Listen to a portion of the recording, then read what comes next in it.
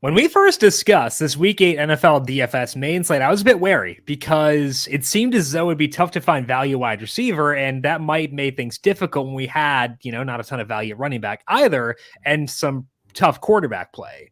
Now, as we get to Thursday, though, there is some value at running back, pretty possibly at running back, and some pretty good potential value there. And I'm starting to feel pretty good about this slate, which might be a bad thing, but I don't know. We'll talk through it, break it down, break down what that value is, how good we feel about it, and get you set for Week 8 over on FanDuel.com. This is the Heat Check Fantasy Podcast powered by numberFire. That's right here on the FanDuel Podcast Network and numberFire.com. My name is Jim Sonis. I am a senior writer and analyst for numberFire.com, joined here as always by Brandon Gadula. He is the senior managing editor of numberFire.com. Brandon, I am warming this Week 8 main slate, but I feel like I should ask you how you doing today on this beautiful, lovely Thursday.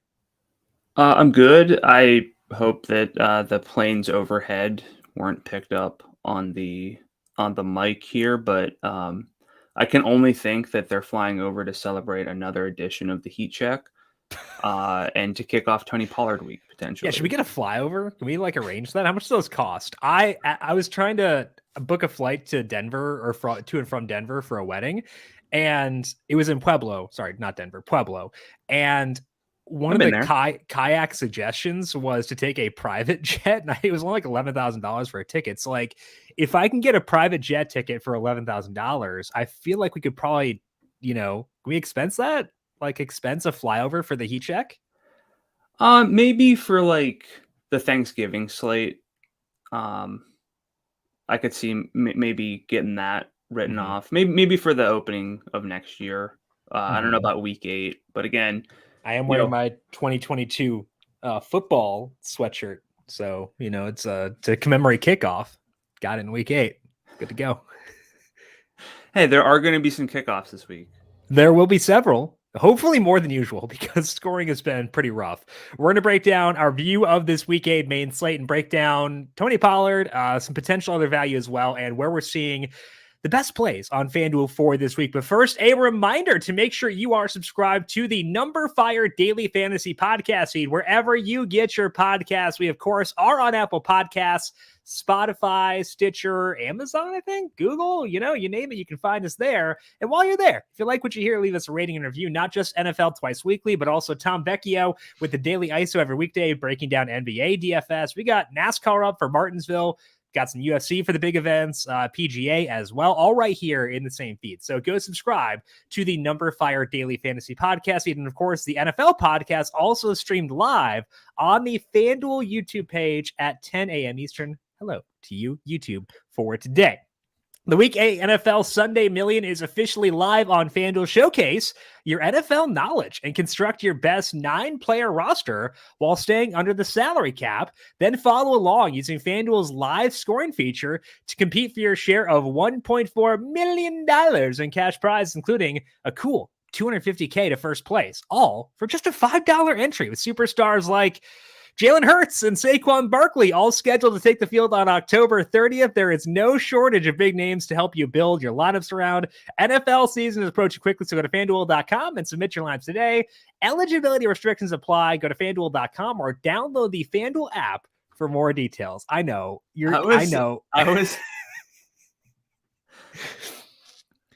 you want me to say who skipped over? Go ahead. Jim skipped over Cooper Kupp. I can't get there this week, so I don't want to say his name. I know he's in the read. We're given a script, and I'd follow the script word for word. I did skip Cooper Kupp because I felt like I didn't want to say his name. So sue me, FanDuel. So I sit here in my FanDuel hat with my FanDuel the wrong way, FanDuel sweater, FanDuel background. I'm not talking Cooper Kupp. You can't pay me. So I mean, with all these value running backs, potentially, no. I don't want to use any RAM ever. I'll ask you about a RAM later, but it's out of obligation. I don't want to. I know it's not Darrell Henderson. Yeah, you're right. Also, I think he missed practice, right? He did. He's ill. Oh, okay. But the whole backfield's ill. It's just is Van back? Yeah, that's what I'm asking you about later on. Right. I have a brand that I must uphold. That brand is anti-Cooper Kupp. and pro Van Jefferson. It's been a great last year and a half for me. Slate overview here for week number 8, Brandon. I think that the key for me has been the emergence of value running backs, specifically Tony Pollard, if Zeke Elliott doesn't play, but also Deontay Foreman's in play, Raheem Mostert's in play. And I think as a result of that, like I was worried on Monday about the value receivers because there aren't any, but I feel like I can potentially just avoid it this week and not worry about it. Maybe like one per lineup and like have none in a lot. So my overall vibe on this slate is if I don't like the value receivers, just don't use them. Use the value running backs instead. What's the slate overview for you? Yeah, I mean, I don't want to just copy that. I think I could add to it where like we can look at the value running backs and compare them to the stud running backs because we have a lot of big names on this slate. And once again, it's like, are we just going to write those guys off?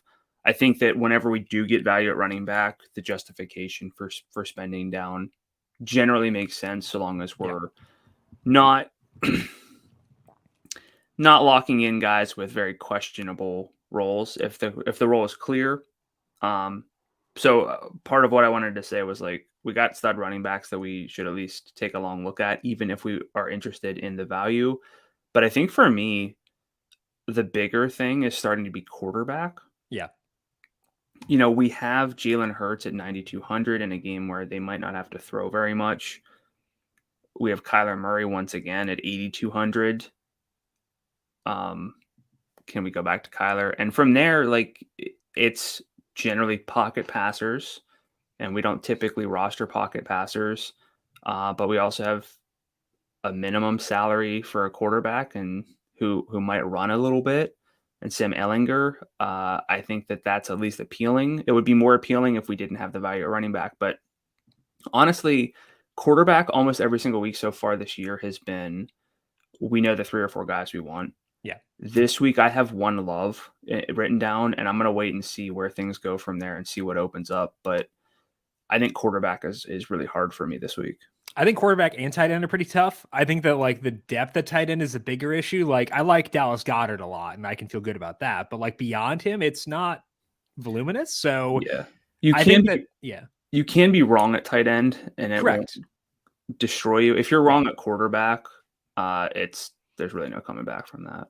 Yeah. So you mentioned you have one love at quarterback. I have 2 right now, but one of them might not have his like specimen wide receiver and might be playing in rain and wind. So we'll figure it out. Luckily, only 3 outdoor games this week. So that's a problem is one of them is impacting our Geno Smith revenge game. Let's dive into injuries here for week number 8. And of course, the headliner is Zeke Elliott sitting out practice Wednesday with a knee and thigh injury. They have a bye coming up in week 9. So it seems like Zeke's probably going to sit. If he is out, how much Tony Pollard is too much Tony Pollard? Well, to quote Cinema Classic, the limit does not exist. Yeah, buddy. That GIF is always in my brain. I was thinking about that GIF last night because of this exact situation. So yes, Lindsay Lohan providing content for generations. But yeah, we'd be getting Pollard potentially just, I mean, assuming no Zeke, untethered. And if we get, even if Zeke plays, I think Pollard's in play because if it's this questionable, there's really not a situation where I think Pollard is sticking to his usual like 40% snap rate. It did go up last week, but that's because Zeke did miss some time. But, you know, we're itching for some value. Pollard is very capable. He's at 1.91 rushing yards over expectation per carry. That ranks him 5th best among running backs with 50-plus carries. In Zeke's defense, they have about the same success rate, but Pollard's much more explosive and can do more with the carries that he's given. So I'm gonna pull a fast one on you a little bit.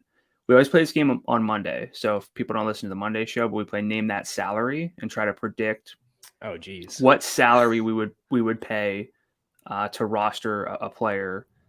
What salary do you think is appropriate for Pollard without Zeke for week 8? So even with Zeke playing every game this year, Pollard has 86 plus yards in scrimmage through 4 separate games, 4 out of 7.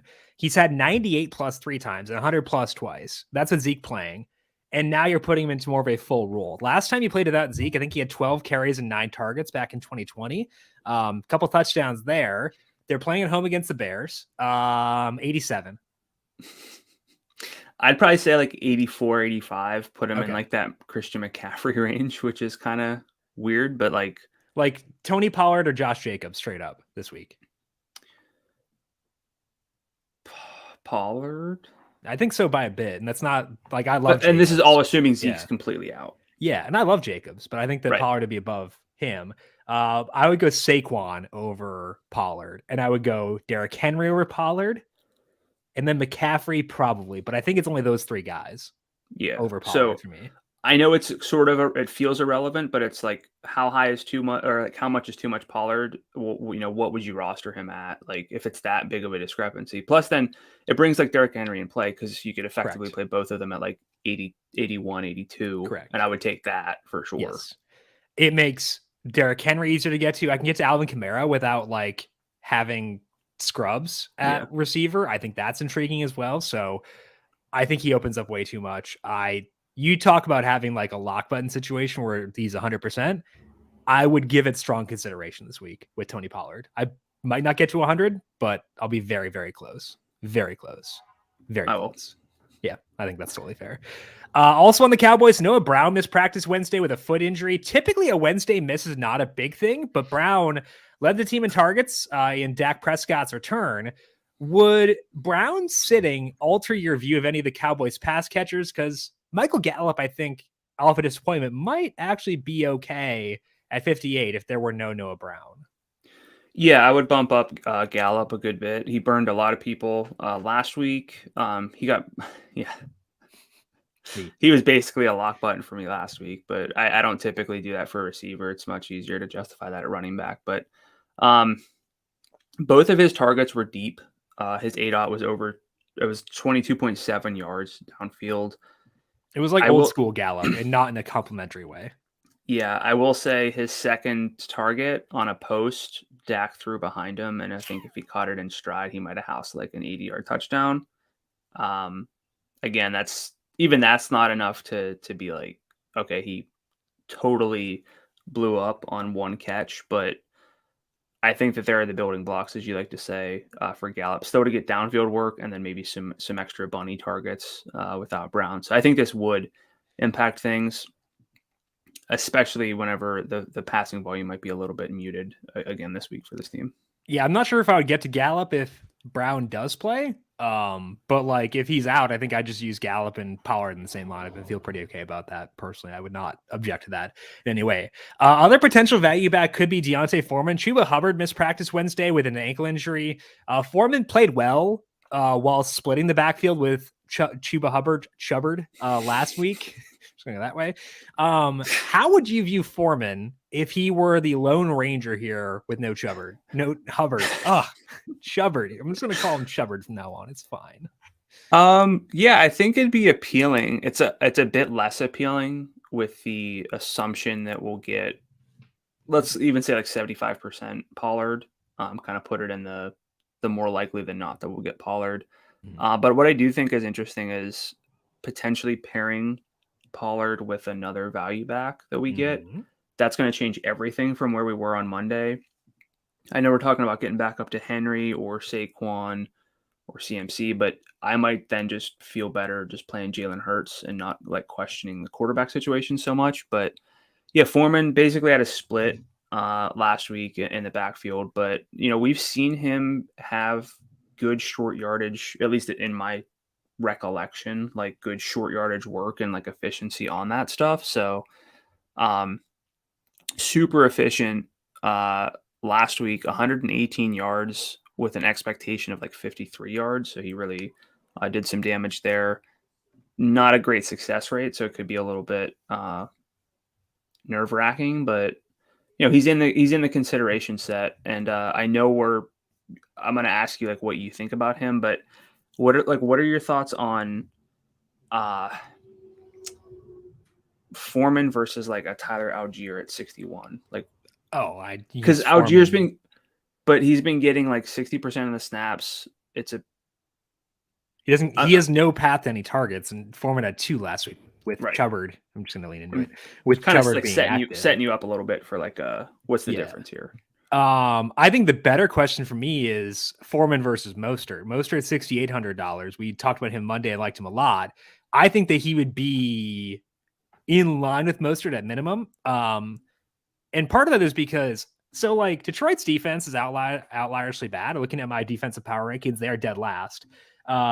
Second last in a tier with Detroit, near no one else, is Atlanta. So Foreman's in a very good matchup. The spread has been tightening. I don't know if I agree with that. I haven't checked, I guess, what my numbers say about that one. But like, I think they'll actually be okay. So I think that he's more in the Mostert tier than he is in the Algier range. Yeah, I'm saying he's like in between those two in terms of salary. What puts him more toward Mostert than like down toward Algier? And it wasn't like a gotcha question. It was like I think people might, because look, I might need to play Tyler Algier in season long. I think that sometimes can bleed over into DFS is like, hey, this dude's been getting consistent carries. It's a run heavy offense. The difference is, offensive expectations, potential receiving output. So again, I think that Foreman would be really fun, and I think he'd be similar to Mostert. Looking at my numbers, I have Atlanta favored by 5.4 and then 5.3, depending on my model. So the spread is, I think, a little bit light. Should be a bit more in favor of Atlanta, but despite that, I still think that Foreman would be very in play. Not in the Pollard tier, but he's in the Mostert tier for me, if we get him without Chubbard in week number 8. The Saints will start Andy Dalton against the Raiders this week, but Michael Thomas, Jarvis Landry, and Adam Troutman all missed practice on Wednesday. Marshawn Lattimore sat out too. We'll talk about them in the bookmaker section. Darren Waller returned to limited practice on Wednesday.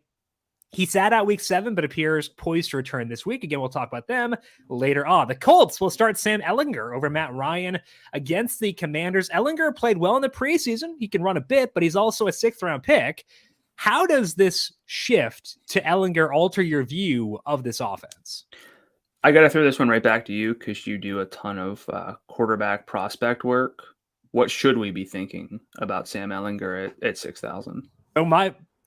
He's very similar to and this is going to sound weird, but he's similar to Bailey Zappi in my stuff because both guys were regarded well by my model because it highly regards guys who are young and very experienced. And both those, Zappi wasn't as young, but both guys had a ton of experience coming out. Ellinger started at a big program. That's significant. He had decent efficiency stats, didn't light the world on fire. But I think the interesting thing is his mobility, which is something that they pretty desperately need.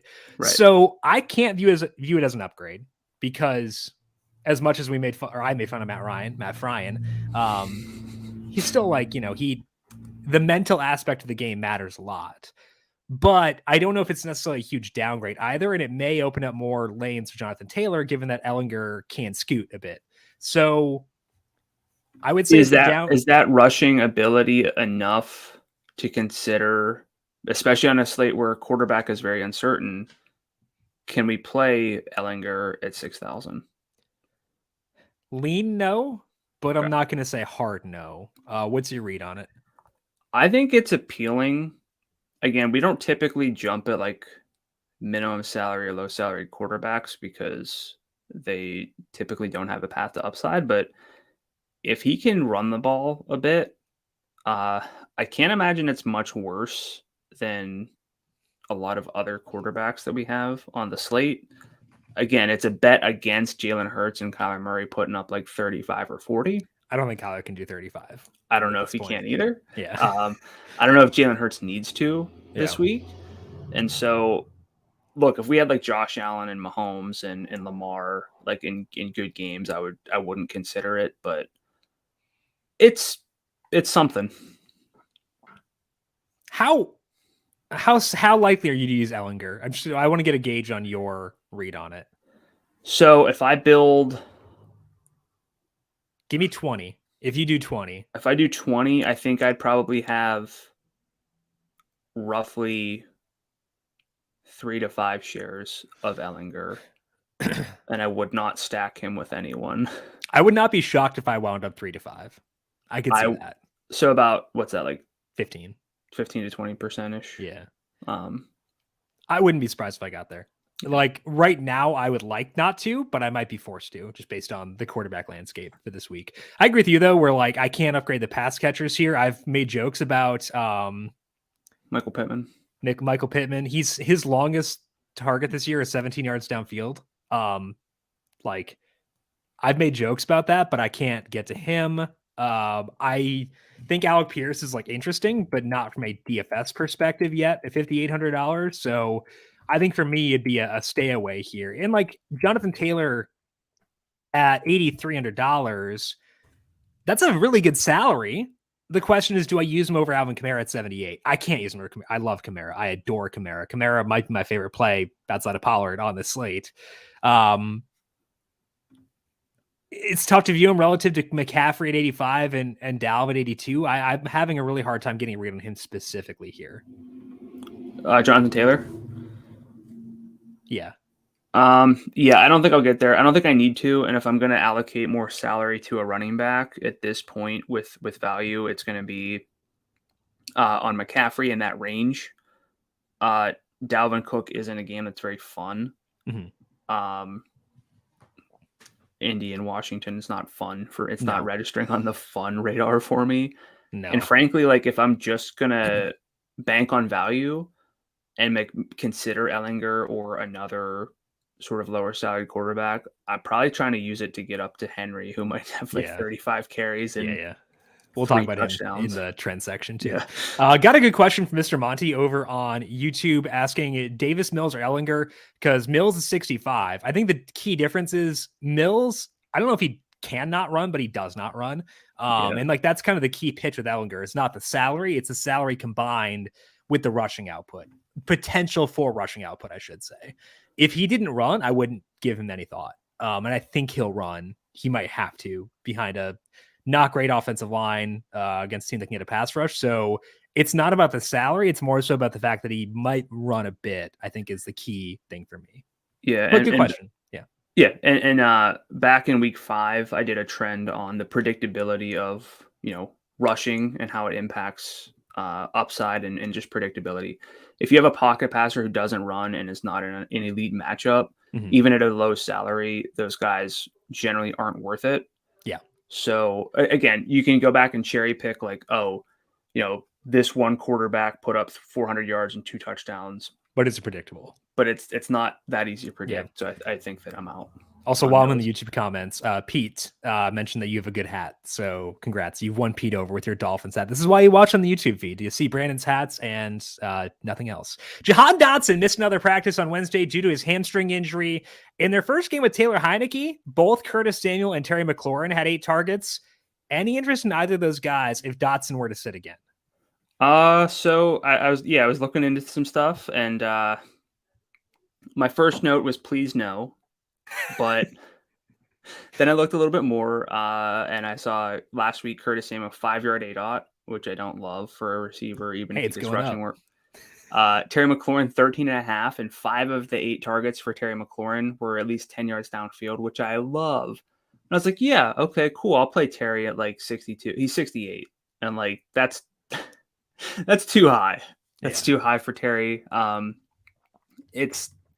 I want to like him. I've historically liked Terry McLaurin, but again, I also did a trend, I think week 3 maybe, about like guys who score, their salary goes up, they underperform next week almost exclusively, or like a much, much higher rate. I would much rather play Curtis Samuel at, what's he, 56? Yeah. So like he's in play. I think Terry's out though. Samuel's in play, but not a prime target is what I would say there. Also, this dongle has more arm strength than Taylor Heineke. So this is also why you watch YouTube, to see my dongle that I play with, because I need something to do with my hands. What are we, like a prop show now? Like, people not talking. People listening to the audio version are probably questioning why Jim has a dongle in his hand, and they're like, do I actually want to watch YouTube? Are we going to get taken down for like some sort of like, I don't know, some sort of like law? Anyway, Ryan Tannehill missed practice Wednesday due to the ankle injury he suffered in week 7. It seems like he's still on track to play, but what would you do if Malik Willis were to start instead? And how would that alter your view of Derrick Henry if we get no Tannehill? Yeah, so I looked at Willis. He's 67, which is makes it tougher to justify. I think if he were 6,000, I'd say, I'll take a deeper look. But what were your thoughts on Willis? He ran a ton in the preseason, and he was Yeah. very effective doing so. So I think I'd have more interest there than with Ellinger, but part of it would depend on like Geno Smith. If DK doesn't play and there's rain and wind in that game, then I might need to get to another guy, and I probably would consider them at that point. And Willis would have the edge for me. So I think I'm more into him than I am to Ellinger, in part because the matchup is so disgustingly beautiful against Houston. I would also say that if Willis plays, typically I'll downgrade a running back when he has a backup quarterback, because decreased efficiency leads to fewer touchdown chances. But you mentioned, or I think JJ Zachariason did a study on like rushing quarterbacks, their impact on running backs. It's a very good thing for them. So I would still use Henry even if Willis were to start. Yeah, the only thing I'll flag with Henry is he's like under expectation with his rushing output. He's doing a lot of it on volume. The volume seems pretty guaranteed, so I'm not going to knock it, but I feel a little bit like if we had Henry last year when he was like going off to start the season, I would be like, I got to find ways to get Derrick Henry. It feels really different. Or is it just me that it feels different? I think if you overrate the first 2 weeks, it could feel different, but the past 3 weeks, his adjusted opportunities have been 32, 32, 32, 36. His yards in scrimmage are 143, 147, 132, 138. So I think we're back. But what I'm saying is, yeah, I'm thinking I'm back. What I'm saying is like, why do we not lead the show with like, okay, how do we get to Derrick Henry this week? I feel like last year we would have, we're not this year. Well, I have a trend on it. So, but okay. But like to go from like headliner to trend, like he's like a mid-card play now, like in terms of talking points. I think part of it's because the value at receiver is so bad. Yeah. And also because I love Alvin Kamara. I know I said that like 16 times, but we're just going to keep going back to it.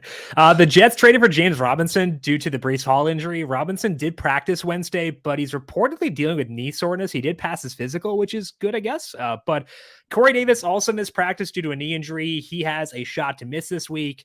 How will you handle Michael Carter if Robinson winds up inactive this week? And what if Robinson plays? And 3 questions. Any interest in the pass catchers with Elijah Moore back, but Davis potentially out? Okay, so if we get Carter with no Robinson, I'd consider him because we know that he's got the pat. We know Pollard's 1. Rank him compared to Mostert and Foreman, if we assume there's no Chubbard. Mostert over Carter because Carter's salary is 66. I'd rather play Mostert in a much, much better offensive situation. I think Carter probably still be 4th then. I agree. And if Robinson is active, no Carter? Yeah, I don't think we need it. I'd rather just bank on Foreman in that case. And pass catchers.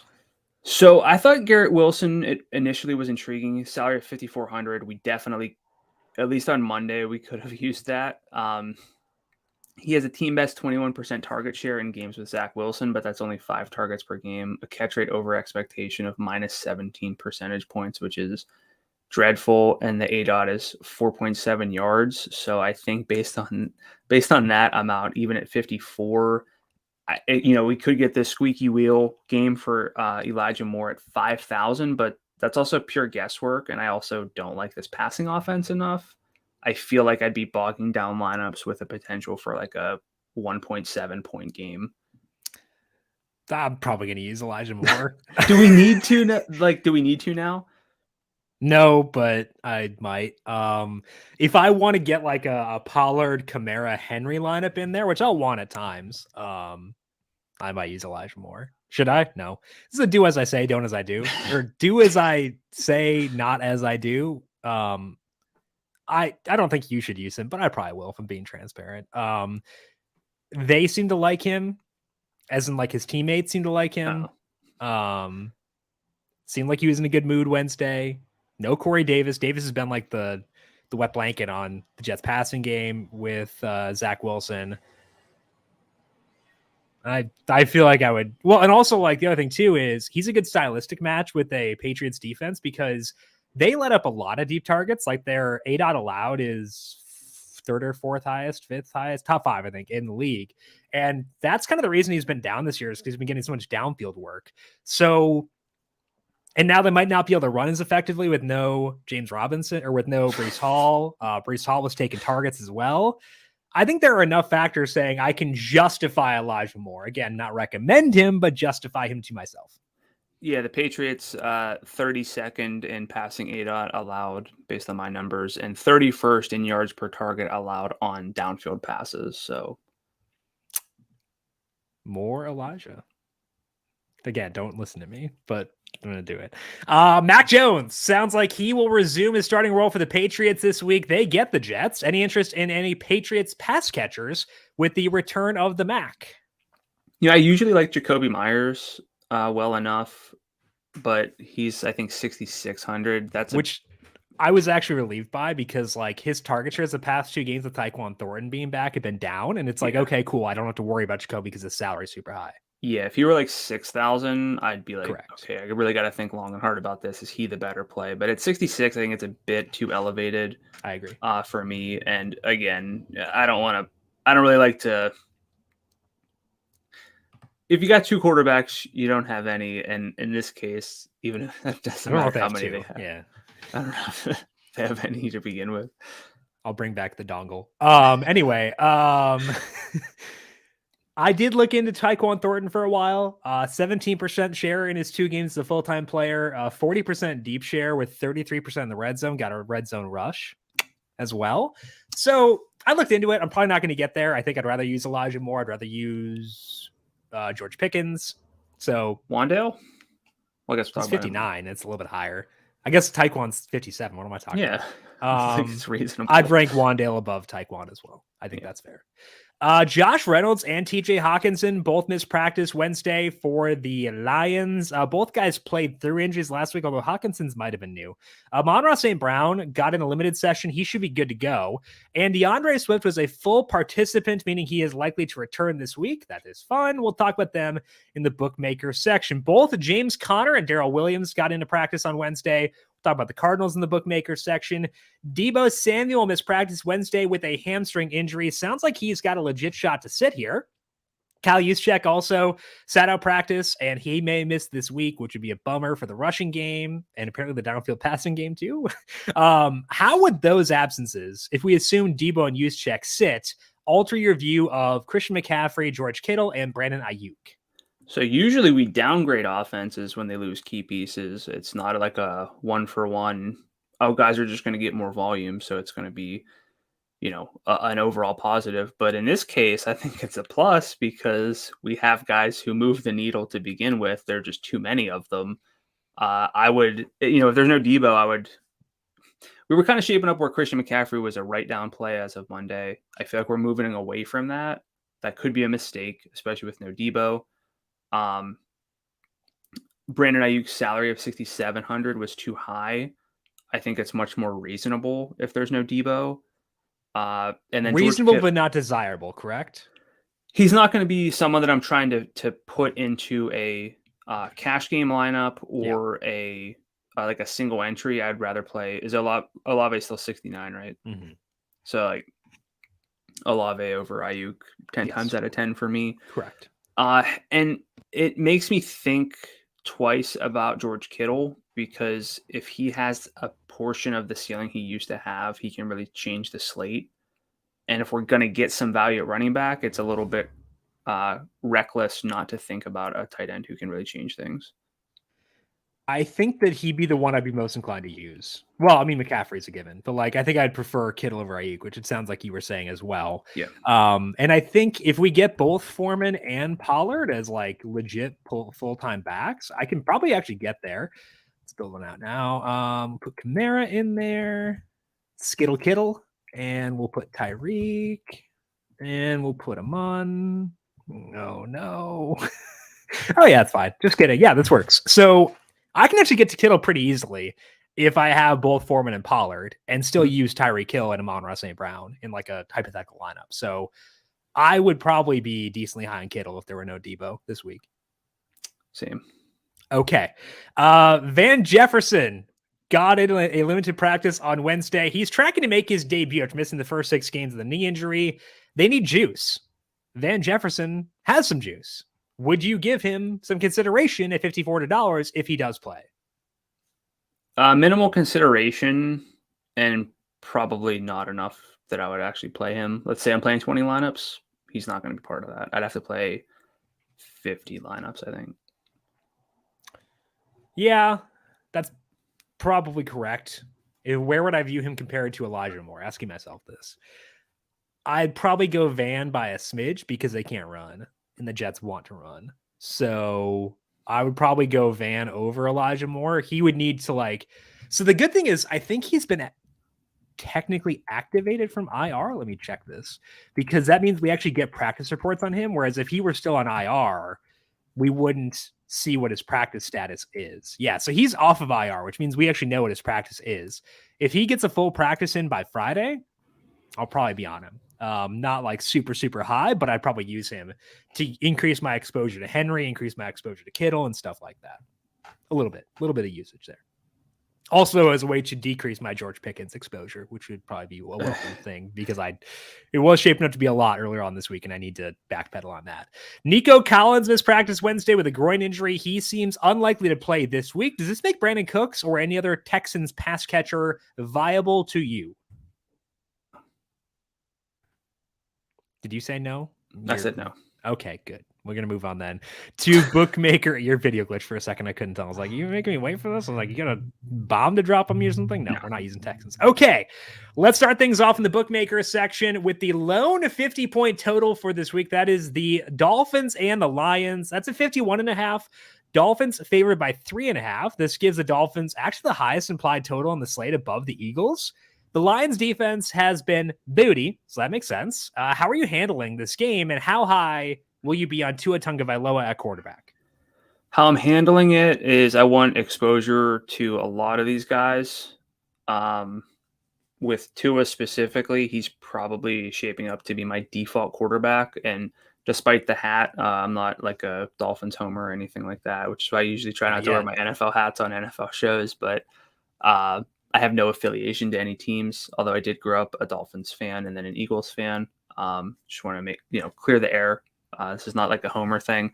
There's also a reason why I don't talk about my affiliations. I hold up my James Chadwick Pennington figurine. It's hard to talk sports and have favorite teams and stuff. Yeah, so that just kind of died. But Tua, he's the guy that I'm trying to get into my lineups, and with the value and with his salary only being $7,700, it's very easy. So I might be in danger of getting overexposed to Tua a little bit. That's sort of more of my concern. As for the other pieces here, we can stack him with Tyreek, Waddle. Mike Gesicki's role is getting better, and it's a little bit stickier too, even with Durham Smythe back. Raheem Mostert we like. And then on the other side, it's more specifically going to be Amon-Ra St. Brown and DeAndre Swift. I want to make sure I get enough Swift in his return. Seems like he's been close to returning, but they've been cautious with him, so he should be full to go. But that's a lot of ways to go with this game. And I guess maybe the difficult part is narrowing down exactly how I'm going to get exposure to it most often.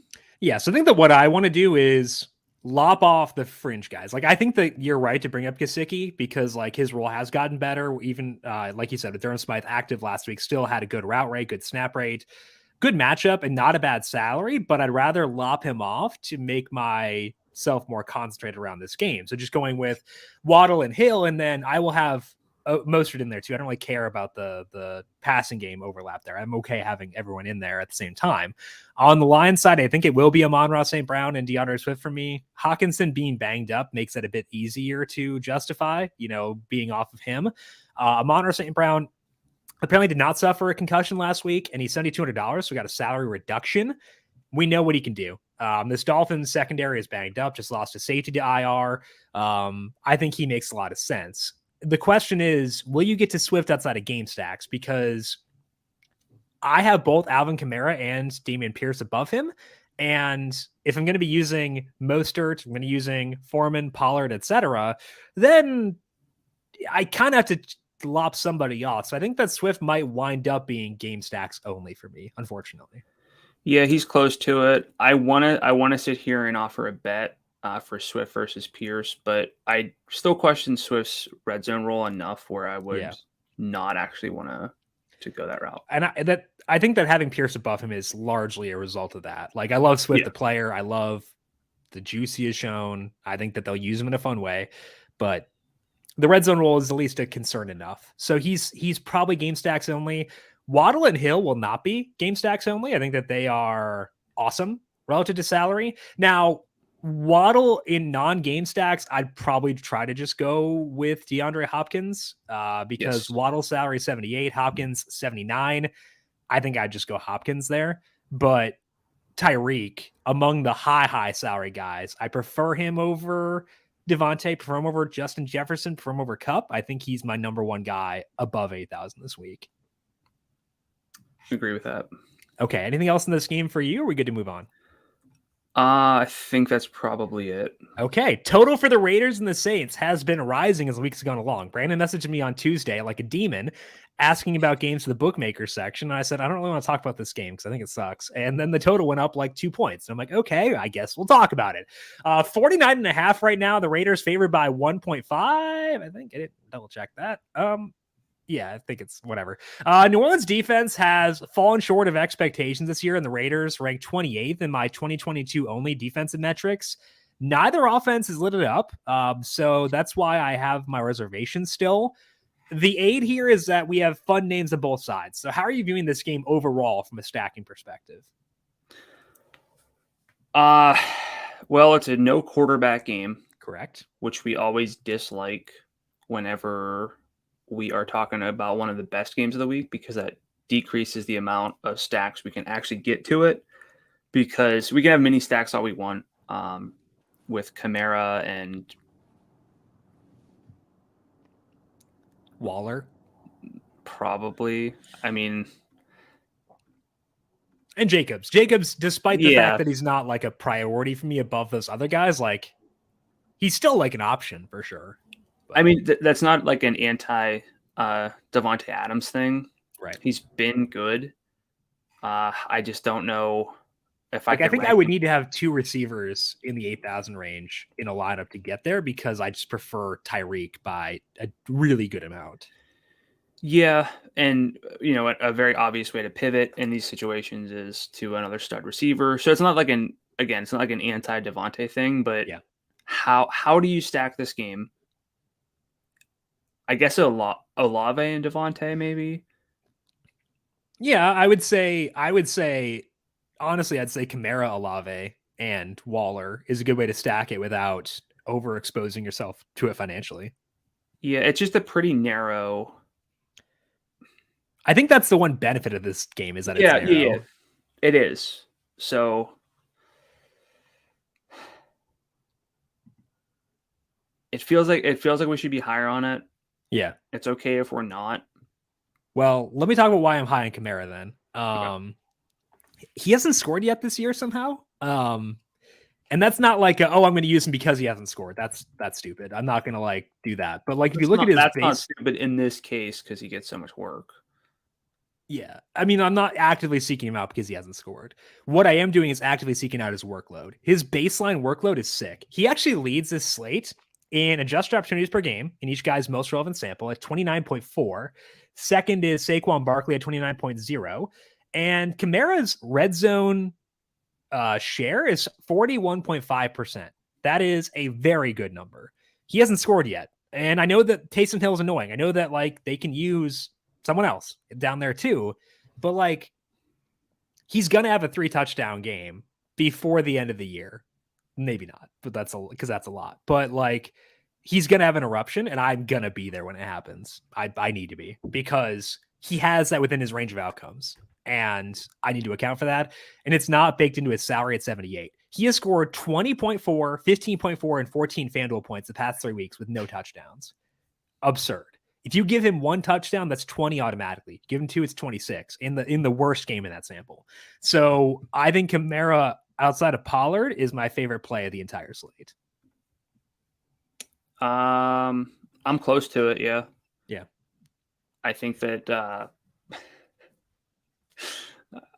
I'm not going to go where I'm going with this one, but it's very nice to see the elevated fantasy points without the touchdowns, because that means that with touchdowns, there's a path to interruption spot. So we're both in agreement.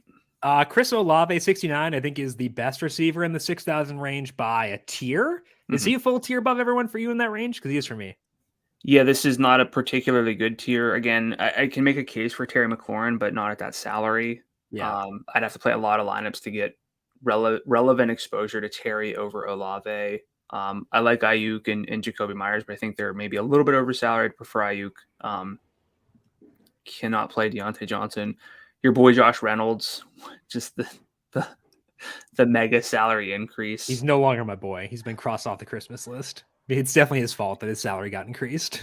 Yeah. So Olave is number one. Like, we talk about this a lot in PGA DFS when, like, oh, what's the difference between a $9,300 golfer and like an 87? Like, if there isn't one, you just go down in salary. I see no difference between Myers down to like the mid 5,000 range. Like, why would I pay a premium for someone who has the same output? So I think Olave is a full tier above everyone else in this range for sure for me. Let's finish up with our third game here in the bookmaker section. That is the Cardinals at the Vikings. Cardinals 3.5 point underdogs here, but the money line has been tightening during the week. So some money on the Cardinals. That's never gone poorly. Total is 48.5. We know both sides have interesting names, but both these teams regularly give us the big old middle finger. What's your view of this game? I like it a little bit less than probably consensus, which probably just justifies the fact that I want to stack Miami and Detroit a lot. Sure. It's a one quarterback game. It's closer to like a half quarterback game because I'm not sold on Kyler. I do like what I saw from this team with DeAndre Hopkins. At least there was a true alpha within this team. James Conner's going to be back, right? Yeah. So like, I don't know if that makes Benjamin dust, but it makes the entire backfield dust. I'm not going to chase it because I don't want to be wrong when there are a lot of ways, a lot of easier ways to be right. So I'm not saying the only ways to get exposure, but the primary ways to get exposure are just high salaried receivers with like a Hopkins Jefferson stack, but that's going to take a true like Pollard, Foreman, Mostert start with like a value quarterback as well. Yeah. I don't know if I can do that very often. Yeah, I think, well, you can probably get there with like Tua. That's true. To that lineup. So that's fine. But also you'd probably want Waddle or Tyreek in there. So would you want to do that? Yeah. Exactly. So I think that Hopkins individually is like an amazing play. Rick came back to a very good role this past week. They used him in creative ways, getting him around the formation. I think that's pretty encouraging. So I love him. Jefferson, I have below Tyreek, as mentioned in the 8,000 range. I would want to get him in game stacks because he is a guy who has like slate changing upside and like the 2021 Cooper Cup, where it's like, well, why didn't I just use Justin Jefferson? He's had 100 yards in 4 out of 6 games. He's had 140 in 3 out of those. So I need to get there. But it's like, it is kind of a bummer to like have to wedge a guy in like that. But I feel like I have to based on the ceiling that he possesses. Question for you about the secondary options in this game, because Hopkins, Jefferson, fine. Dalv, fine, but not a priority for me relative to Christian McCaffrey and Alvin Kamara. But we have Adam Thielen at 62. I think that his workload is good enough to make him viable. Irv Smith is 5,000. I don't want to use him, but it's a good matchup for tight ends. And he has a low salary. In theory, has a ceiling, but I haven't really seen like the building blocks for it, like in practice as of yet. And then also Rondale Moore / maybe Robbie Anderson. I prefer Rondale because I think that Robbie's kind of dusty. But What's your view of the secondary options in this game? Yeah, I think that I'm going to talk. I have a trend on value receivers, and one of the best things to do if you have to play value receivers or you want to play value receivers, you put them in from games that can just be true shootouts.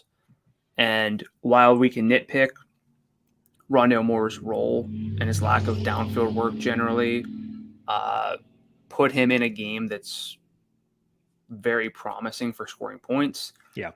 I think we have to bump him up manually from like what general projections would have him at. Thielen is also interesting. So He's got a gross. 20% in-game target share in 3 of the past 4 games. At 62, he hasn't been getting like as much red zone work as he has. And I know that some Vikings fans like to point out that he'll never regress because of how good he is in the red zone and how much he's used. But I think Thielen is very viable this week. Yeah. So if we look at the past 5 games, so Irv Smith was limited the first game. So I lopped that one off. But the past 5 games of the Vikings, Jefferson leads with a 28% target share. Thielen is second at 21%. Irv is at 15%, which is viable enough for a tight end.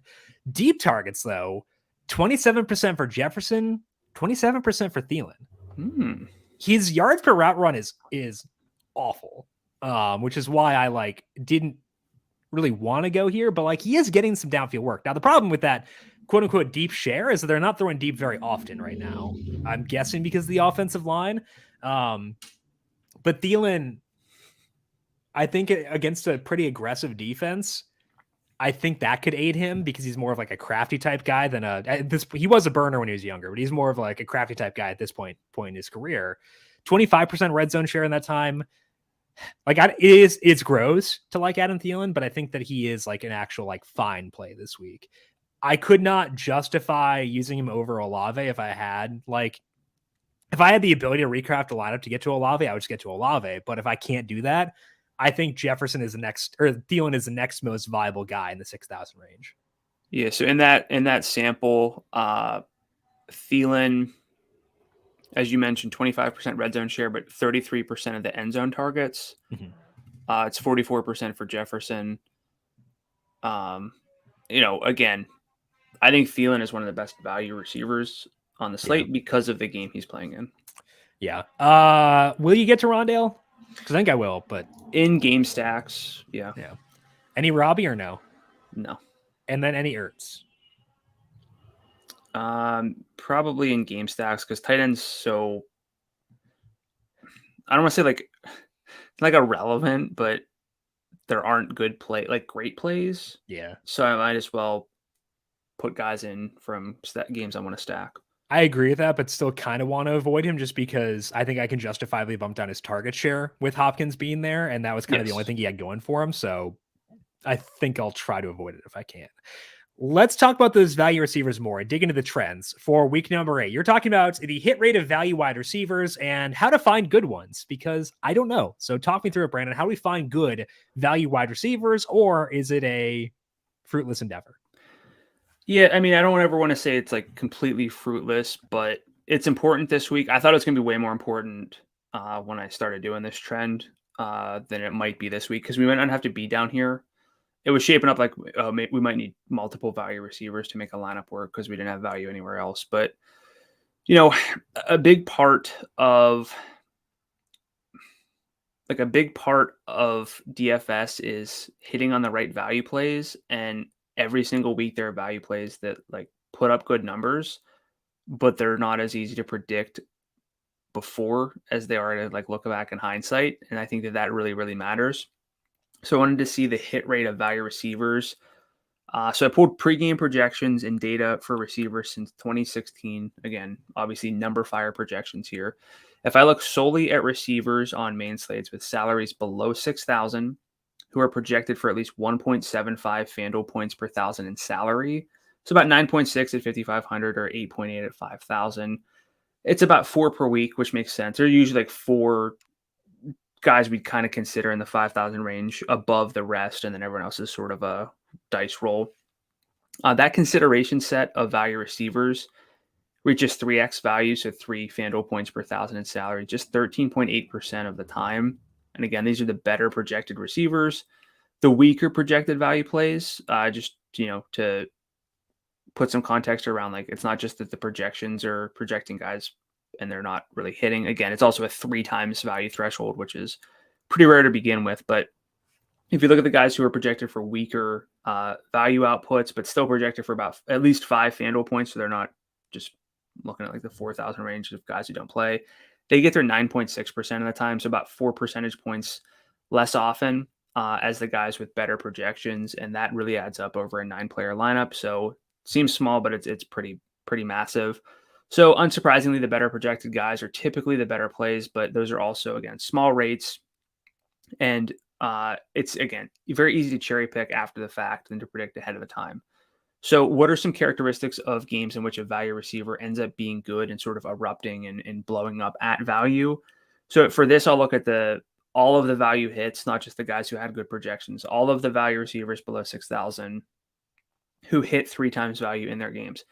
One thing that really jumps out is that matchups matter extra. 21% of these big games came against bottom 6 adjusted pass defenses. It's about 18.5 to 19% for the full sample. But most importantly, guys against top 6 adjusted pass defenses really underperform by comparison. So they're more matchup sensitive, which makes sense, but sometimes we can forget that as we're building lineups, looking at market shares, trying to project who has the best role. Matchups matter more for these guys. The average over under for these hit rates, these receivers who hit 46.3 versus a sample average of 45.8. So not a huge discrepancy there, but obviously the higher over under, the better. Average wind about 6 miles per hour. Now, the offenses for the team receivers who hit average 26.7 points, but notably their opponents also averaging 25.4 points. So that means these guys are typically coming from shootout games, the average point total being 52.1, beating that average over under by a good amount. This makes me less interested in one-off plays. I think that was the big takeaway is, like, was it last week we liked Romeo Doubs a little bit? Probably shouldn't have, because I didn't like that game. I didn't think it was going to be a shootout. I think I need to bump up guys in potential shootouts, such as, I know Adam Thielen 62 doesn't quite fit, but Adam Thielen, Rondale Moore, these guys who may not even have the best projections, but are in these games that typically produce these hits more often than not. If I look at the actual value receivers on the list who have generally roughly meet these criteria, we have about 4. We have Robert Woods at 5,700. He's projected for about 1.76 FanDuel points per thousand in salary, but is facing the 28th ranked adjusted defense. I don't think I'm going to get there, but he is someone who kind of fits, and I wouldn't have looked at him otherwise. Adam Thielen fits below average pass defense as well. Garrett Wilson at 5,400, but is facing a top 8 adjusted pass defense. I don't really want to stack that game, so I think he was almost a consideration for me. I think I'm crossing him off for that reason. And then Drake London, pretty good matchup, but we know that the passing volume's down. Don't love that. Maybe if I try to get weird and stack that game, I guess. But I think that this means I'm open to Adam Thielen a lot more. That was the one standout here. Not a whole lot of guys fit that this week. I think that banking on too many value receivers this week is a losing proposition, and that is ultimately why, as much as I love the value running backs, it's ultimately why I think I'm going to be low on the stud running backs, because I can't feel good about many value receivers. So what are you thinking about value receivers for this week? I think we're going to see guys like London and Wilson be optimizer favorites. We talk about that a lot. Like, guys I ran an optimizer while you're talking to see who popped up, and it was London. And that's not super enticing to me, just because we know what that team wants to do. And same thing with Wilson, like, they want to run the football. So it's hard to get super high on guys in the situation. One guy who I thought was somewhat interesting, doesn't really fit your checklist, but is in the Thielen mold right above 6,000, is Darnell Mooney.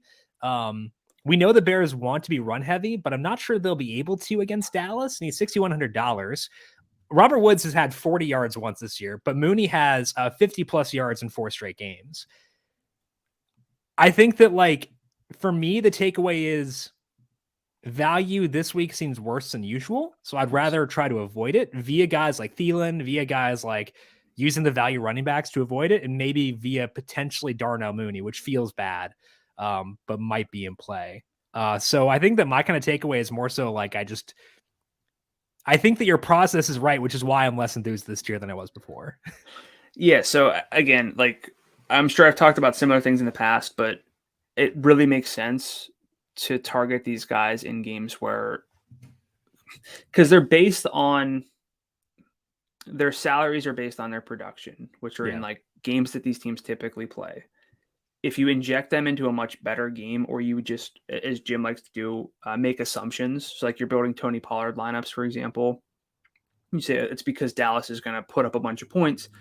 That makes Darnell Mooney someone who I completely overlooked time and time again as I was scrolling through here. If we say, okay, it's going to be a bit more of an offensive shootout for the Bears based on what they typically do, we should look at Darnell Mooney over who else is in this? Like Chase Claypool.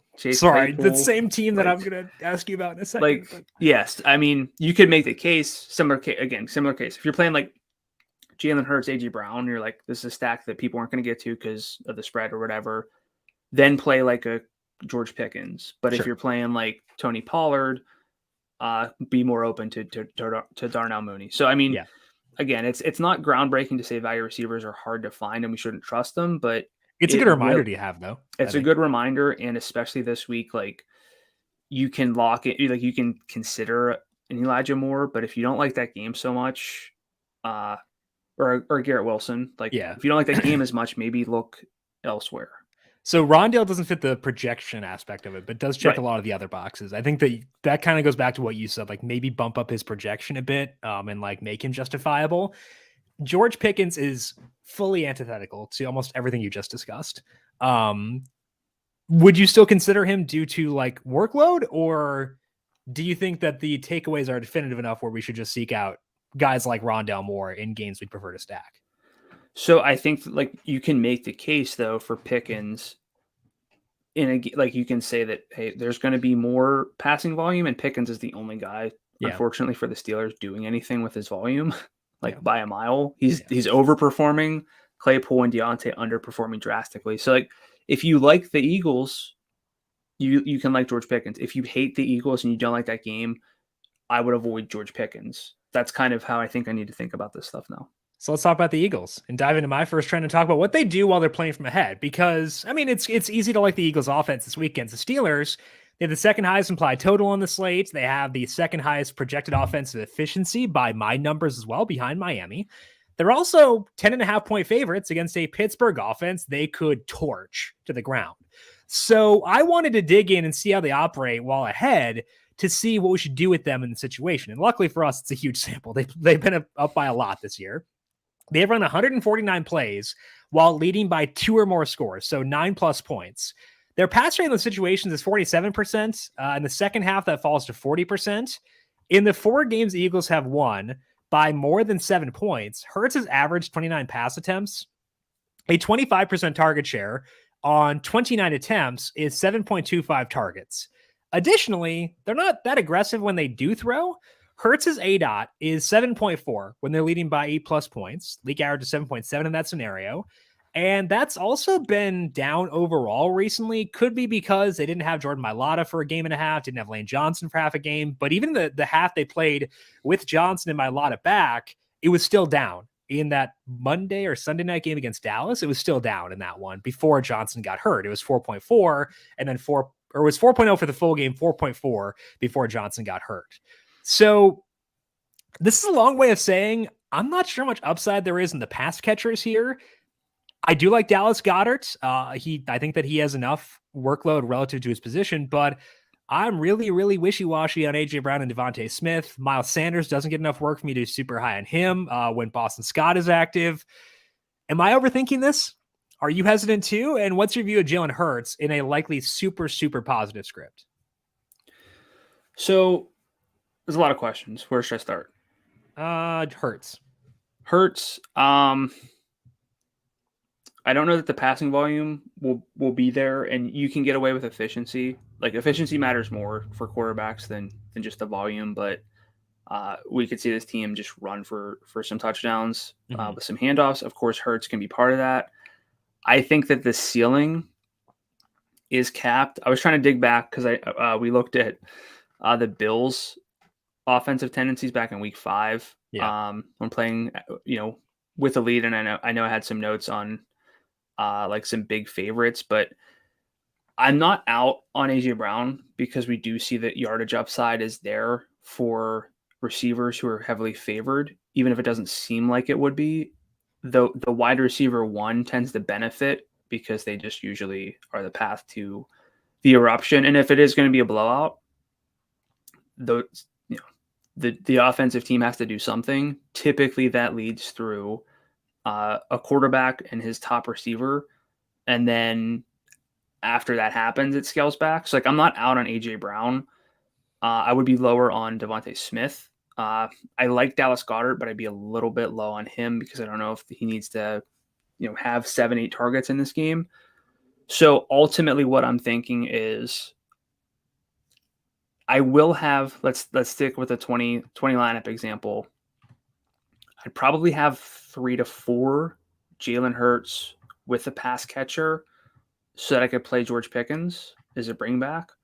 I think I'm okay with that. It's not like a write-off situation because, again, it's not like they got a 20% pass rate in these spots. And for this team to get ahead, there is still going to be some production. So I'm probably higher on the Eagles than you are, but I'm also not going full bore here. Well, I think that what my takeaway from it would be, if I were to like summarize it in a thesis statement, is that I still like the Eagles this week. I am just putting a cap on how exposed I get to them because there are paths to disappointment. I think that's what I would say. Like, I'm still going to use them. Like you said, like we might be on the same page with Hurts, honestly. Like, okay. Probably number 2 quarterback still. I don't know. I don't know. That's hard. But like, I'm still going to use him. I will use him. I will weasel him in there no matter what, but I'm not going to have him as my number 1. And I'd rather use my salary savings at receiver personally than with Hurts. Yeah. Historically speaking, heavy favored quarterbacks, they'll get you like 24.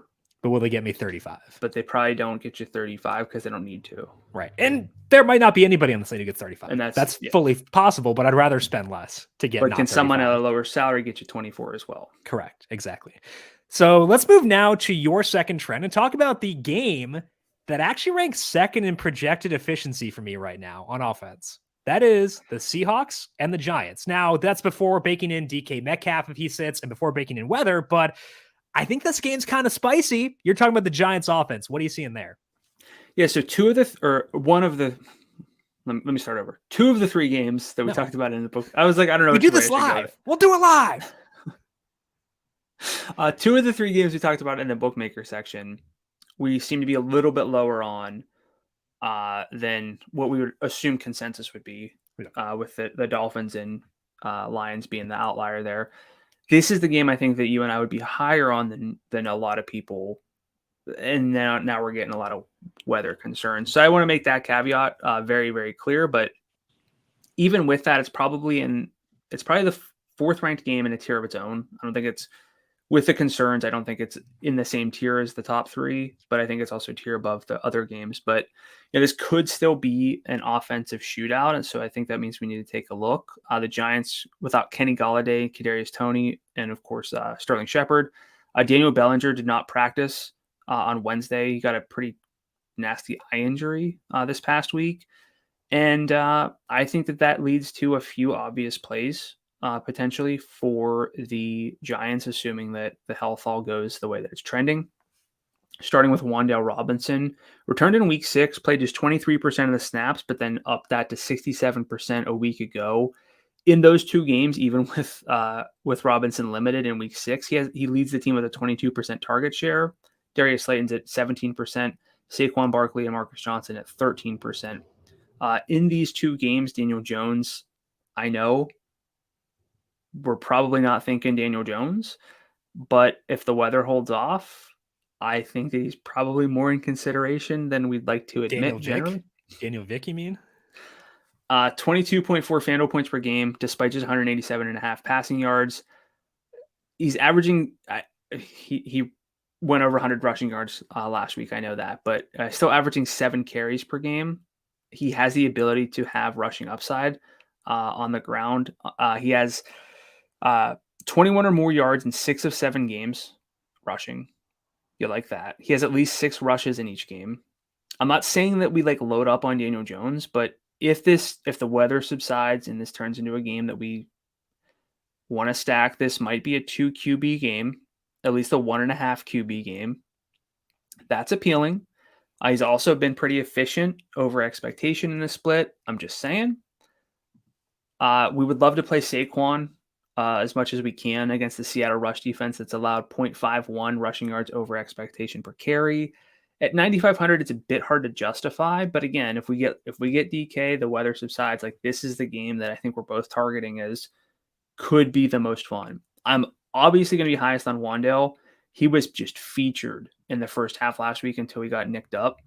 Darius Slayton at 5,700. Again, if I'm playing game stacks, if I'm learning anything from my first trend, Darius Slayton, I should be higher on him when I'm stacking this game than I would be otherwise, and not do a one-off with like a George Pickens if I'm lower on that game. So how do you see yourself getting exposure to the Giants offense, and how worried are you about the weather for this one? Yeah, it's at 11 miles per hour, the wind right now. The problem is, we'll just move the weather section now because why not? It's the only game that's noteworthy there. The wind gets worse later, like right after the game is done. So if that were to change, if that window were to change and the wind got worse, I would be down pretty far. I'd also downgrade the game entirely, like not a lot, but I'd downgrade the game as a whole if DK Metcalf were to not play. I think his odds of playing are higher than people are giving him credit for right now. It seems like they're assuming he's out. I think he'll probably be out, but I'm not assuming that he'll be out right now. It's just light rain right now, so that's not terrible either. So if the wind were to come down like 2 miles per hour ish, like 9 miles per hour with light rain, no issues for me. I think that's totally fine. I would be okay with Wan'Dale at 59. I think Saquon is like, I want to have him in my player pool. Will it be a heavy exposure thing? No, because I probably can't, and I like some other guys more, like Derrick Henry. But I'd like to weasel in a couple for Saquon. Yeah. Yeah, I think that mentioning Daniel Jones, I think you phrased it correctly, saying it's a 1.5 quarterback game if we get clearance, because Geno is in there. Assuming that the weather's okay, assuming Metcalf were to play, maybe even without Metcalf, although I'd be a lot lower on him then. Revenge game too. I think Jones is at least like a consideration. Will I get there? I'm not sure. I would lean probably not, but I'm open to him and would give him thought. And I think that's more than I would have said 2 weeks ago. Just like the running, like we want running quarterbacks, and Hurts runs, Kyler occasionally runs. Then like sometimes on FanDuel, they'll let you bet like, hey, league leader in receiving yards this week. If I could bet quarterback rushing yards, the guy to lead the slate in quarterback rushing yards, like I'd wonder what Daniel Jones's odds were for that. So he's a consideration. I might not get there, but he's a consideration. Yeah, I'm with you. Again, I still don't know who my second quarterback love is going to be for the week. Yep.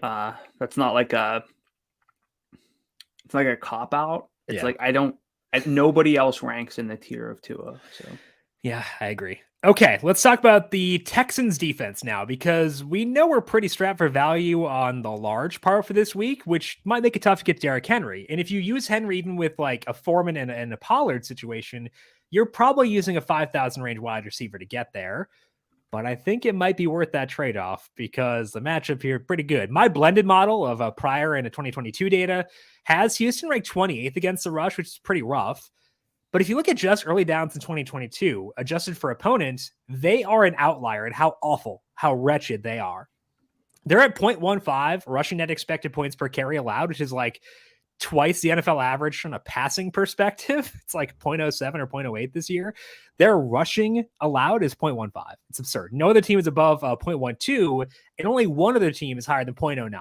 They're hideous. The Texans have led up 140 or more rushing yards, just rushing, 3 times in 6 games. They've also led up 40 plus receiving yards to a back 3 separate times. They're bad. Henry, 130 more yards or more yards from scrimmage in 4 straight games. He ranks third on the slate in adjusted opportunities per game, and his 47.2% red zone share ranks third behind Kenneth Walker and Dameon Pierce in each guy's most relevant sample. Using Henry does force us to go with an alternate roster construction, and there is a big opportunity cost in doing that. But is he worth that bending over backwards for you to get him in your lineup for this week? Oh boy, that's a tough one. I think the best case for Derrick Henry is that we are assuming we're going to get Tony Pollard. And I would play, again, I know I use this example, but I would play both of them at like 81 and 82 respectively to get up to the same salary total. That helps. We are banking on him to convert, but he does have multiple targets in all but one game, I think. He's had a streak of multiple targets recently.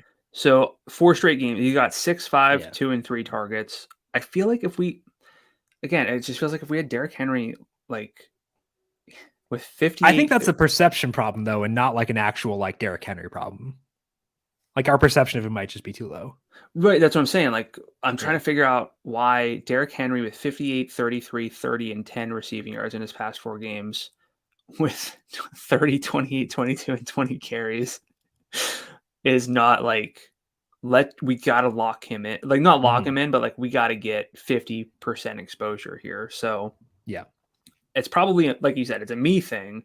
Yeah. I just don't know why I'm not fearing it more. I think it's more so because we've been so focused on non-stud running backs this year. So our mindset is not geared towards our default assumptions we have to spend up. Yeah. So I think that like, if I have like we talked about like our primary single entry lineup, my primary single entry lineup is very unlikely to have Henry in it. Cause I think I want to get to Kamara with the value running backs and preferably not spend below Olave at receiver. I can make that. I'm staring at it right now and it looks pretty good. I can make that happen. I'm going to do that if I can.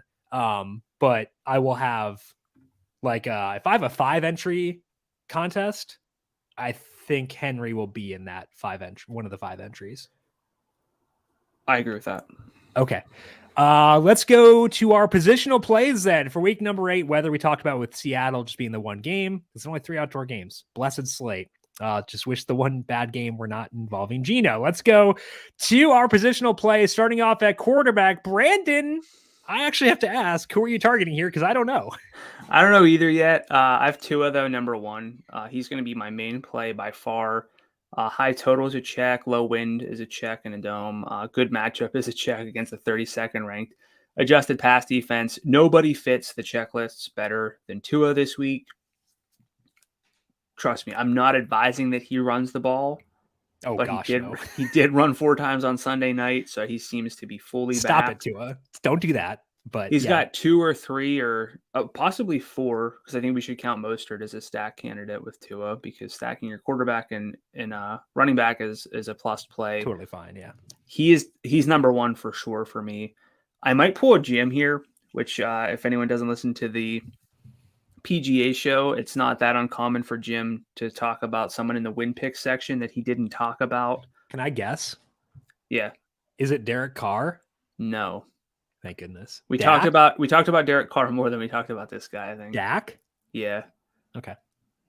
I think that the salary accounts for the potential concerns here. At 7,200. We have multiple stack candidates. I don't think that Noah Brown's absence would decrease the efficiency for this team. We could stack Dak and Pollard. Yeah. We could stack Dak and CeeDee Lamb. I think people seem to love CeeDee Lamb. CeeDee Lamb was super chalky last week relative to the rest of the position. I get it, but like, I think that Dak might be in play at 72. Is that stupid? No, I don't think so. He's 72. Yeah. I don't think he'd be that stupid. He's a good quarterback. 72. He was efficient in his return. That's what makes me feel better. With no Zeke, maybe they throw the ball a bit more. And like, I wouldn't deem Dak a pivot off of Pollard. I would say he's a pivot in addition to Pollard to trim down like duplicated lineups. Because people use Pollard, probably aren't going to use Dak. So correct. Okay. that I can't push back on that. I think that's fine. My first quarterback love is Tua Tagovailoa. As Brandon mentioned, he did run a bit last week. Shouldn't, please don't, Tua, but like just a terrible defense. I don't know how they can hang with these pass catchers. Honestly, it's indoors, slight favorite, high total. He checks every box. We saw upside from him. Like that's a key box to check. We saw that he can torch a team. So I think the Tua makes a lot of sense. If we were to get Geno, if we were to get Metcalf with like lower wind speed, I would be on Geno as my number 2 quarterback. Without that assurance, I'll go Kyler. Again, I like to use quarterbacks who are slight underdogs because it typically puts a lid on their roster rates. Kyler, 3.5-point dog, but money line movement in his favor so far this week. He's been better with DeAndre Hopkins throughout his career. Last week didn't do a whole lot in terms of fantasy, but remember, they were up huge and had 2 pick sixes. They didn't have to do a whole lot in that game. Still had 17.16 FanDuel points despite 29 pass attempts. He ran 7 times. I think he's trending up. And that's why I'll put him second. My conviction in it is not super high, which is why he was not there originally. But I'll go with Tua and Kyler as my top 2 quarterbacks for this week. Probably Hurts third if I can't get super high on Geno, but I don't know. Running back, what you got there? I think we're gonna have the same 3 and the same 4 if we pivot. Yeah, because we can just say universally Tony Pollard is the number 1 quarterback or running back of the week if we get him with Nosy. We can just say that as a blanket statement, correct? Yeah, absolutely. Okay, cool. Then who else do you have? Alvin Kamara, 78. He's got a 20.2% target share overall, which is 3rd best among running backs. In games with Andy Dalton, it's 23.5% for 8 targets per game. 47% red zone share in those games. We like this game overall. And the Raiders do rank well against the rush, but are average against running backs out of the backfield. Not that concerned there. I want to say DeAndre Swift, but I'm going to go with Dameon Pierce at 73 instead. I feel a bit safer with him. The snap rate was down last week, but he had a 68% first half snap rate. That game got a bit out of hand toward the end. The Titans are good in rushing success rate allowed, but the overall matchup is fine for the Texans. It's a 2.5-point spread, or close spread, so it could be back and forth. And I talked last week about how lower totals for running backs don't matter that much. And then third love is Raheem Mostert. I do prefer him by a good margin over Deontay Foreman as like a second guy in the 6,000 range, and as well over Michael Carter if we don't get James Robinson. Even if we don't get James Robinson, we've been monitoring him for a while. He's been on the ETN scale for sure. But his snaps have been good recently, 63% at least in 4 straight games. Double-digit carries in all 4 of those. Multiple targets in all but the first game of the season as well. Detroit, terrible, just terrible. So I think that Mostert is one of the best plays of the week as well. And I don't want to overlook that. Yeah, I agree with that. And I think all those points are valid. Those are actually my 3 as well. Kamara, the only thing I'd want to add is I understand being worried about Taysom Hill. Totally fair. It's frustrating. I've been there too. But his actual red zone usage, which is what is a better predictor of future touchdowns, has been very good. And I can't remember the last time I was this excited about a guy, which is frightening. But am I too high on him, Kamara, or no? Not well. What are you thinking exposure level? 70?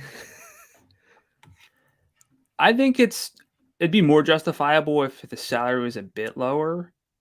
Like if he was being accounted for the fact that he hasn't scored and the fantasy points aren't what they could be. But I mean, I'll probably be 60% this week. Fine. I'll go 75. Compromise.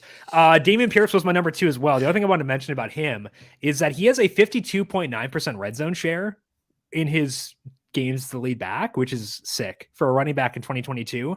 That's a very good number. So for 73, the Titans early down defense they're very good on 3rd and 4th down, but they're hideous in early down. So I think they should be able to move the football here. So I like Pierce a lot. I agree with you where you said Mostert is above Foreman. I just think that I might have Foreman in his tier, whereas you may not. So I'd put Mostert above Foreman, but in the same tier. And if I want to go in the lineup of Mostert, Foreman, and Pollard and just go bananas at receiver, I kind of like that this week. So we'll see. But I think that all those guys pretty intriguing for week number 8. Wide receiver, what are you on there? I'd love to put Tyreek or DeAndre Hopkins here, but realistically, I think I'll be a little bit lower with a lot of my receivers, or at least sort of in the mid range. But I'm going to go Amon-Ra St. Brown at 72. Just played minimally last week. That did not actually have a concussion, so kind of just got a salary decrease and a week off. In 3 games he's finished, he's got a 31% target share for 11 targets per game, 36% red zone target share as well. And I did not know this, but his dad is a 2-time amateur Mr. Universe winner, which is they talk about that on like every broadcast. I've never heard that. I think I remember this because Northwestern recruited Equanimous, and I remember like looking that up, like when he was like being recruited. He went to Notre Dame, I think, eventually, because Northwestern sucks. But like, I remember hearing that then, and like it's not quite Antonio Gates play basketball, but it's getting close. So you're gonna notice it a lot now, though. Now that you've heard it, you're gonna notice that a lot. Yeah, well, I do red zone, so I don't really watch like individual broadcasts. I've become a red zone guy, and I hate myself for it. I upgraded. Well, anyway, it's a long story, but I have red zone now, and I'm sad deep about into it. this. We don't need it. Yeah. Love Chris Olave. I might have.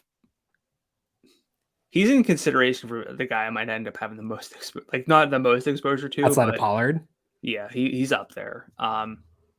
27% target share in games with Andy Dalton for 9 targets per game, 45% air yard share, 132 air yards per game, 2.64 yards per route run in that split, which is like disgusting. That's like an all-time level. He's just very good. And then my third love, I think I feel good with Wan'Dale Robinson almost regardless of just how bad that game gets, because I don't think the wind is going to be like 20 miles an hour or anything like that. But right at 5,900, he has the ability to dominate what his role looked like at the end of that game. 78% first half snap rate last week. All 8 of his targets were in the first half. Seattle's not, they're just an average adjusted defense against receivers. Somehow having some good touchdown luck on their end zone targets. And I think a volume-based ceiling is definitely in play for Wan'Dale this week. I was going to check. Was he on the injury report at all yesterday? I don't think so, because I looked and I was like, I did double. I went straight to the Giants website too. No, he's not there. Okay, that's even better then. So I was like, did he practice? And it's like, better yet, he wasn't even on the injury report. Yeah, I'll take that. That's encouraging. My top love is DeAndre Hopkins. I do love the Dolphins guys, and I think that Tyreek Hill, I can fit him this week with the value running back, so I'm going to. But DeAndre Hopkins, 14 targets in his first game back. He had 3 deep, 1 in the red zone. They used him in creative ways, which they hadn't in the past. So good game to stack, under salaried. I love Hopkins. I also love Chris Olave. I went with a different split, looping in Jameis, because honestly, what's the difference between Jameis and Dalton? Like, they're the same dude at this point. But if the games, even if we count the games he has played with Michael Thomas and Jarvis Landry, who might not play again, he has a 27% target share, 38% deep, 19% in the red zone. And again, they might not play. The Raiders defense is booty. They're playing indoors. It's a high total. It's tight spread. I find nothing wrong with Chris Olave, which is frightening because he's a receiver. And like, I should have something to nitpick, but I can't. He's amazing. My third level will still be George Pickens. I don't know. They're big underdogs. I hate chasing that, but he's $5,500. He has yardage upside, which you don't see a lot in this range. He has an 18% target share from Kenny Pickett with 27% of the deep work. He has caught all 4 of those deep targets. Pickett is 2 for 10 with 4 picks on deep throws not to Pickens, whereas he's 4 for 4 with good efficiency going to Pickens. I'm not like, I don't know. This is not a Gabe Davis 6,000 kind of situation where I want to get super high on him. I will rotate in Rondale Moore, rotate in Thielen, rotate in maybe Mooney, Wan'Dale as well. But I think Pickens is still in play for me. Let's go to tight end. Oh no. Let me clarify. I just got sick of having the same loves as you, so I switched it up here for tight end. Don't do that. I prefer Jim's 2 loves. Just use them. Don't. What have notes on? You can talk about your first one. Don't talk about your second one. How dare you? All right. Then my first one is Mike Gesicki, 5,400. Once again, I'm not a Dolphins homer. I promise. Just a fantastic matchup this week. Even with Durham Smythe back, Gesicki had his now typical 60% snap rate, 58% route rate, and 58% snap rate or better in 4 straight games. With Tua back last week, that was a 20% target share for him on 7 targets, just 27 yards, but a catch rate over expectation of minus 12%. Downfield target for him, 8 out of 8.5. Lions are 29th in adjusted FanDuel points per target allowed. 2 tight ends and the highest route rate allowed on a per target basis. I think at a certain point that has to speak to your defensive scheme. Once you play enough different teams like Gesicki, you don't want me to talk about Noah Fant at all. I would rather take a 0 than use Noah Fant, but I might take a 0 while using Noah Fant. Well, welcome to the tight end. Again, I prefer Jim's 2 loves. I just got sick of having the same notes as Jim. But Noah Fant, 4,700. If you want to play Jalen Hurts, if you want to play like Justin Jefferson, go bankrupt. And sorry, I'm trying to fill the gaps for you. Okay, Noah Fant and Justin Jefferson. Well, I'll find a 2v2. I'm gonna take the other one. Fant and Jefferson versus like Darren Waller and again, I like Darren Waller more than Jalen Waddle. I'd rather go Waller or Waddle.